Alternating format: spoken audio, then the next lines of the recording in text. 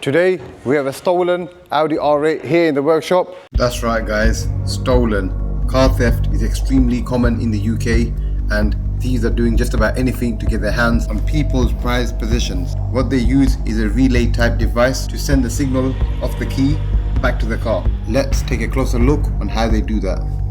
So if you look closely, one of the guys is holding the device as close as possible to the window of the house, while the other guy is on the receiving end and trying to unlock the vehicle at the same time. They are in and they start the car and drive straight off. Gone in 20 seconds, literally. You won't believe it, but this car has come as a chassis, engine and all the parts in a box. Literally every single trim and panel is at the back of the car, and that's how we received it.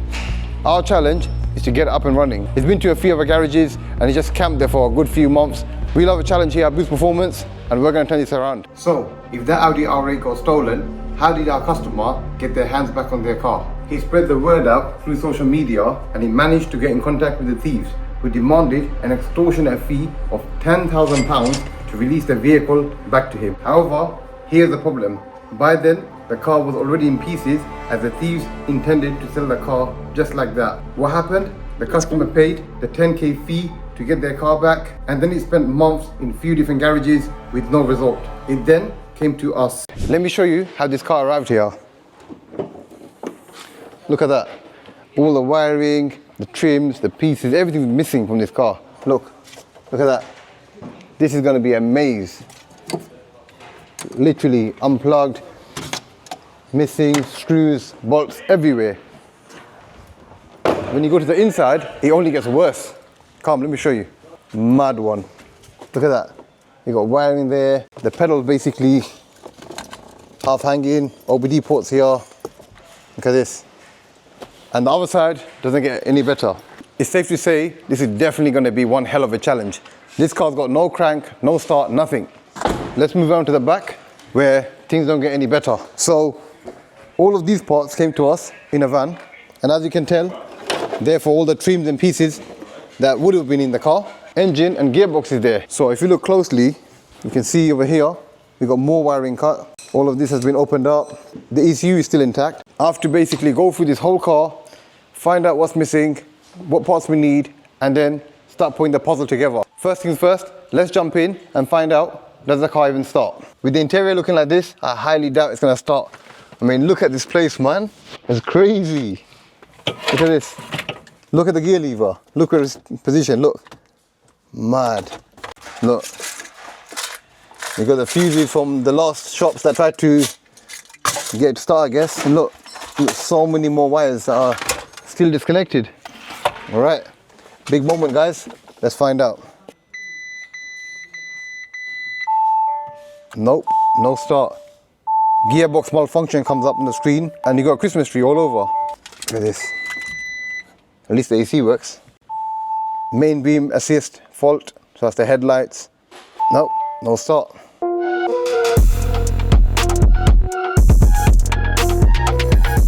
So I've just plugged in my OBD scanner. I'm gonna scan the full car for full codes, see what we find, and then I guess that'll be a good starting point. We'll know what control modules are missing and what's gonna be needed to go forward. And we already got bad news, guys. Look, the whole car's been scanned, but we're getting no response from every single control module. This is not looking good, man. This is definitely gonna be a huge puzzle to solve. So the only fault codes we have on this car is lost communication with tire pressure module, seat control module B, and this is seat B, it's missing. That's why we've got a seat control module, because the whole seat is missing. Lost communication with gear shift module, not surprised. Look where it is. Vehicle communication bus C, performance. Transmission control module 2, no communication. Microphone control module, no communication. So the first thing I think I'd be looking at is the OBD port. Look, straight away you can see one of the wires are sticking out, and I think someone's done a repair on the other ones. So that's probably why, because this is the thing we connect to communicate with the car. So I'll find out where the position of this is and then rescan the car again. So let's start off with transmission control module first, as that's probably the most easiest thing to look at. and I know for a fact it's not missing because I saw it early on. So straight away you can see this is the module right here and it's unplugged. So it makes sense why I can't read any data from there and why we got open circuit fault codes. So let's plug that in first. Let's see what happens.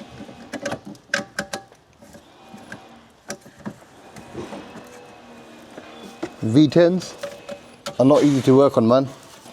We've got a wire over here. Still need to find out what this is for. Yeah, man. Let's go back to the car and let's scan it again. You can't really look for stuff without fault codes. That's the first call. And without fault codes, it just becomes 10 times more difficult to diagnose the issue. I'm quite confident that's going to bring up some fault codes that we didn't have before. Yeah, so now we've got a bunch of fault codes coming up on the engine, transmission. We're reading now. That's the main thing. So this is going to give us a very strong lead of what we need to look at next. I'd say on a car like this, you know, it's good for scrap. For a lot of people, this is a scrap car and not worth a lot of money. That's because it's a non-runner. It's not starting. The moment we get the car to start, that changes everything, because at that point, it's just a matter of putting all the trims and pieces together and all the control modules. So in terms of the engine control module, we've got data bus, error value received, and back to the transmission. Remember before when I scanned the car, we couldn't even read any of these modules. So it seems like just having the transmission module disconnected kind of disables the whole car in terms of what you can read from it. Starter release from the selector level sensor system. Transmission control module 2, no communication. So it might not even be working. I might need to replace the module completely. On the brakes, you got more fault codes, AC, central electrics, suspension, airbag. Let's erase all the fault codes and see what's left. Engine still has 1, transmission has 0. So apart from the fault codes, we know this car has a lot of broken wiring. It's got a few blown fuses and a couple of relays missing. So let's start splicing some wires together and let's see what we get to. Look, the wiring loom in the car, not even connected to nothing. I have to find out where this goes and go from there. Look, that's a complete module missing. To find out what that's for. These are all unplugged. All right, let's get started.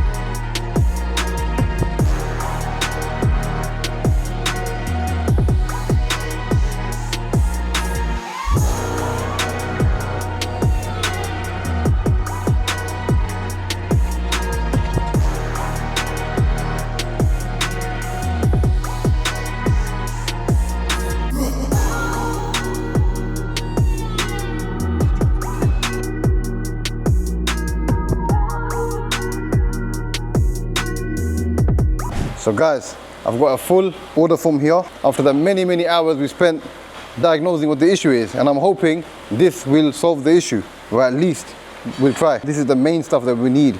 So we've ordered a set of single wires and another set of single wires. These are just basically repair sets for the wiring looms that are basically missing from it, because obviously someone butchered this car up. They basically pulled modules out or just chopped it up with a knife or something like that. Retainer for the control unit, a few trims, a few bolts, a few screws, and I think that will resolve this car. Parts are due to come tomorrow. We'll fit them up and we'll take it from there.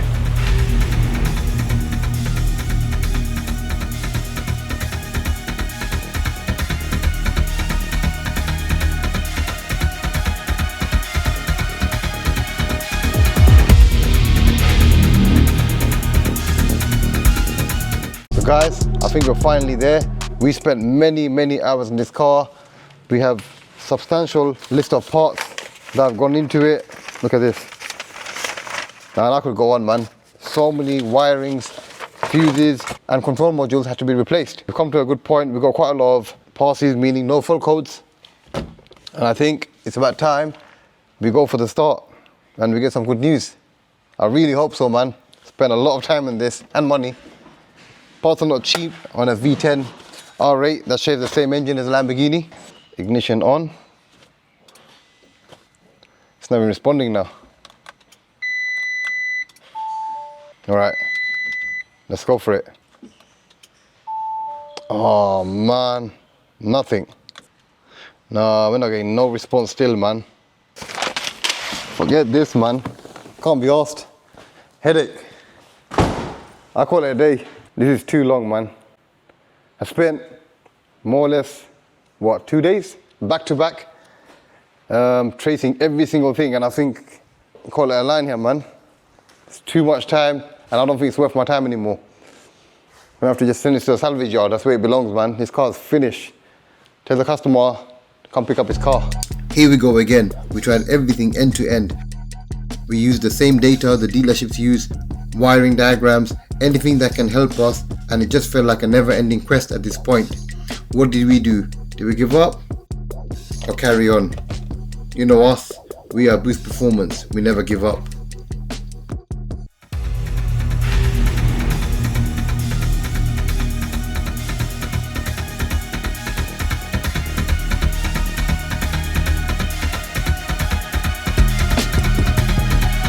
Alright guys, I think it's finally time to check if our hard work has paid off. We spent the best part of 1 week on this car, back to back, checking every single wire, module, you name it, whatever. We've gone through it, fuses, relays, everything. Here we are.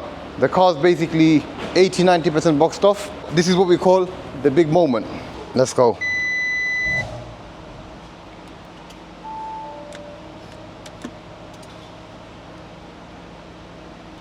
Just clicking again.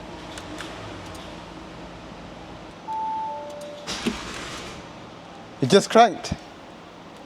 Hold on. It cranked when it just cut out. Now it's not even cranking again. It's doing the same thing again. But it just cranked. That's mad. ESP lights on, got nothing to do with starting the car. What's going on, man? It's literally intermittent. It cranks, but it doesn't. Frustration is what you call the situation at this point. Literally cranks and stops straight away. Maybe it's the, I don't know, man. What's going on? It's not good, man. It's bullshit car, innit? I swear that is bullshit. Look, Cooker's even laughing at this problem. Show him, put him on YouTube. Now you're famous. Oh, man.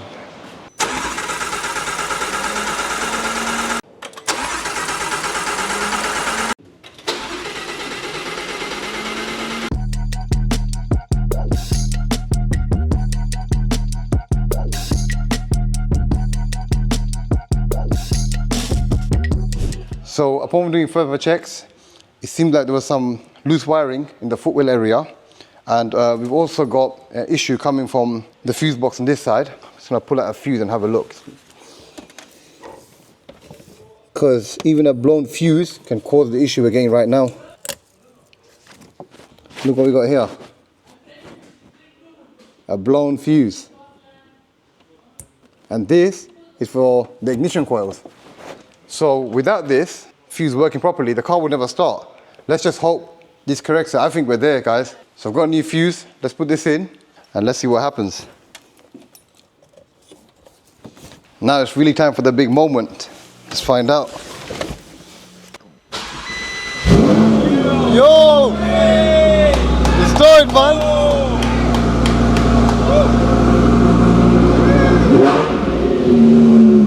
Bloody hell!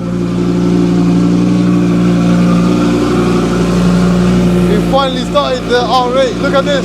Look at this! Man! That is crazy, man. Absolutely crazy. Guys, I'm so gassed, man. I can't believe it, man. That's crazy. For some reason, I just had a feeling that it's not gonna start, even though we done all that. I just feel like something's gonna be wrong somewhere, but guess what? We did it, man. This was one crazy puzzle.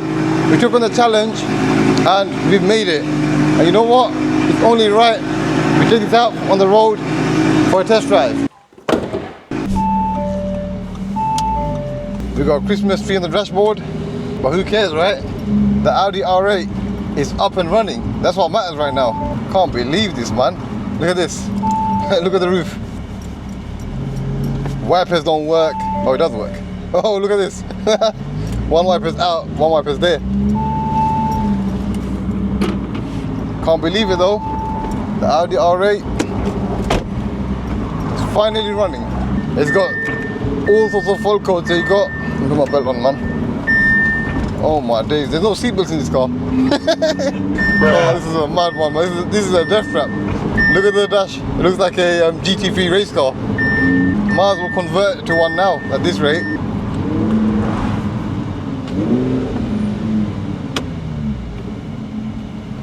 I'm just trying to see that everything in the car is running fine, so I'm looking for oil temperature, coolant temperature. Everything should be fine because this is, after all, a stolen recovered car. There's no other history other than being stolen and recovered.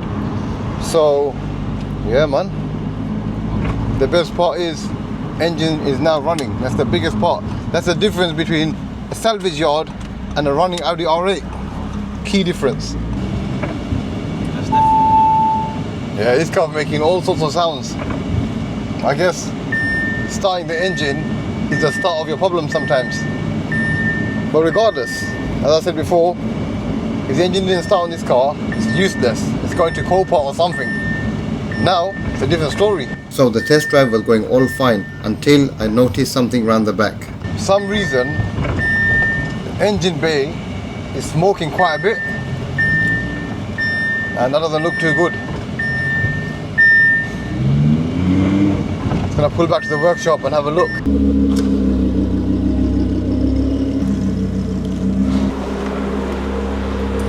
Whoa, that's not looking good, man.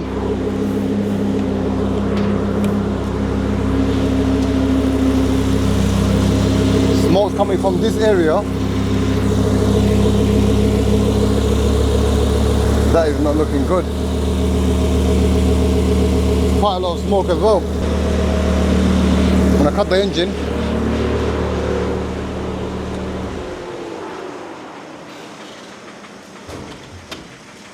So that's most likely some sort of oil leak because I can smell the oil burning, and yeah, probably some sort of leak that's causing that. And it's quite deep down, so I won't know till I get down there and check out. It's possible that the thieves stripped the car down, probably put some pipes off and left it off. I hope not, because that would be a disaster. Yeah, this is going to be a long one, man. Probably going to call it a day today. It's Friday evening. I'm back on Monday. We'll come back and we'll find out what's going on. Kind of worried about that. To be fair, it looks quite wet down there. So, and just checked underneath. There's no sort of oil leak on the floor, so hoping just a small oil leak or something like that. But yeah, we'll check on Monday. See you guys then.